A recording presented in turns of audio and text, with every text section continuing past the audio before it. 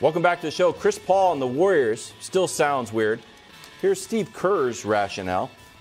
We're going to be a lot different. I've loved this group that we've had the last couple of years, but the biggest point is that we sense we need a shift. Didn't mean we needed an overhaul per se, but we needed a shift of some sort.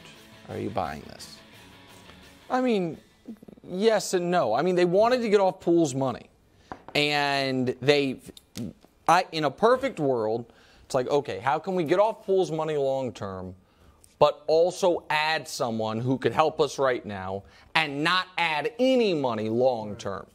And the answer to that, there's not a lot of players in the league, literally only a handful that contracts would allow that. One of them just happened to be their hated rival. And so then from a basketball perspective, you do justify it in the point Brew made where he was 100% correct, which is the Warriors, when Steph went to the bench, went to die in the regular season, in the playoffs. And so can Chris give us 8 minutes a half where he runs the ship? The question is that all you're giving him? Well, so that's no. He's got to play. No, he's going to play more, but I don't know how much more in the regular season. I would if they're not going to do what I said to 30.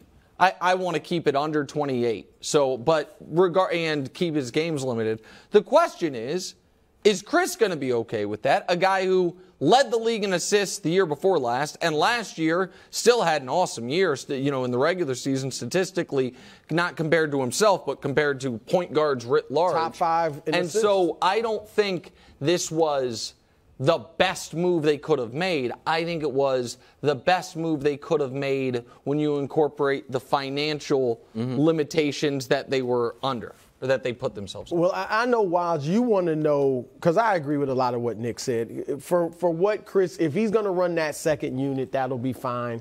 They did want to get off Poole's money. The shift was, as we've been talking about, the locker room. That's the shift. All right, that they needed to get that, as I called it, a stench of the altercation with Draymond and Poole out of there. They've done that, and now they feel like they'll be fine. But you guys, I know, think that because Paul has been such a rival with the Warriors that this might not work. Look, I brought it up Friday. Meta World Peace versus Kobe Bryant. Matt Barnes versus Kobe Bryant. Dennis Rodman, for goodness sake, versus the Bulls of Jordan and Pippen. Like, he was a rival with those guys. And Lance Stevenson were teammates on the Lakers at one point. Yeah, you've heard the phrase. That is someone coming in and saying, I will play alongside you, Alpha Dog Kobe or Alpha Dog LeBron. Not, hey, we were heated rivals and you won. I will lay down my sword and I am now your backup. Well, the fact that that's the one thing, not that they can't get along. I think they'll be fine, because you've heard the phrase, you hate him as an opponent, you love him when he's your teammate. Yeah, except for James Harden and Chris Paul. The one thing I'll give you is, will Chris accept being the backup to his rivals? That's the only thing. I don't think the problem, and I know we're going to get to it right here. I think Steph is even-keeled, even-tempered, and just wants to win. If there is a problem, I do not think it's going to be Steph and Chris Paul. No. I think it will be Draymond and Chris Paul, which I know we're getting to. Okay, chemistry, bedrock of the Warriors dynasty. It's one of the reasons Jordan Poole was traded post-Draymond punch. Now, luckily, Draymond is totally cool with CP3, as heard here in this interview from 2020. Take a listen. Yeah, so you replaced a guy Draymond actually punched for a guy he's for a long time wanted to punch. I'm sure, that is the combustible issue, right? The question is, because I think people there were some similarities with the Steph and Durant thing. They weren't like hated rivals, but it was like, okay, so these two alphas in the conference, in the league alongside LeBron. Steph beat Durant. Durant then, as you would say, laid down his sword, so to speak, to come play with him. How's it going to work? Who's going to take more shots? Who's going to be the best player? Steph did everything he could to make it work. And Draymond blew it up at some point, right? And so I do wonder, assuming Draymond Green is about to get a new contract and be fully emboldened by it, if things are a little prickly, when we all assume this Chris Paul thing is a one-year deal, Brew, if Draymond doesn't pick at that scab a bit. So you think he would pick at the scab? Well, I think Like he would mess with Chris? I don't know. Purposely? I think that it seems from the reporting of Cameron and Mace, it seems like the Jordan Poole, Draymond stuff in practice got very heated pre-punch, and the trash talk. Well, Jordan talks a lot of trash. Right, but don't you think that's because Draymond talks trash and that's the environment? Yeah, and Jordan's like, so. But here's the look, Draymond had an issue with LeBron. I mean, that finals when Draymond got suspended, LeBron told me himself, not the media, one-on-one I was talking to LeBron. He said he called me something you should never call somebody on the court. The B word. Right.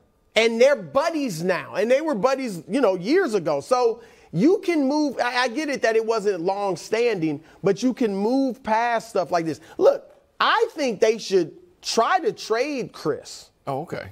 For a big. Well, yeah. Or for more depth.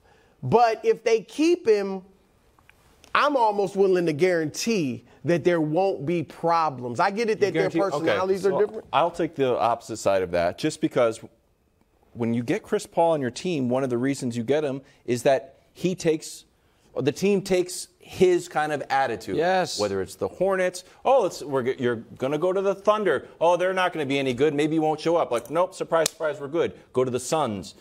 Surprise, surprise, they're good. The time it doesn't work is with the Rockets. And Harden's like, this is my team. It did work, though. We're They won 65 games. They're up 3-2 on Golden State. I think it worked, but Chris Paul also was the emotional depth of that team. I think that is the question here. We are asking Chris Paul, who's played 1,363 games in his NBA career, he has started all of them, to potentially come off the bench. And then we are also asking Chris Paul, or telling Chris Paul, you're not the leader here. You know what I mean? Weird. And so it's two things he's never dealt with. In Houston, I don't think he was the leader in Houston. And I think when they lost those playoffs, what turned things between him and Harden was when Chris was like, we've tried it your way, and I've played off the ball and let you do your thing. We haven't won. Now let's come together and do it differently. And Harden was like, nah. Thanks for watching. Subscribe here to get more from the show and to check out clips from other shows on FS1.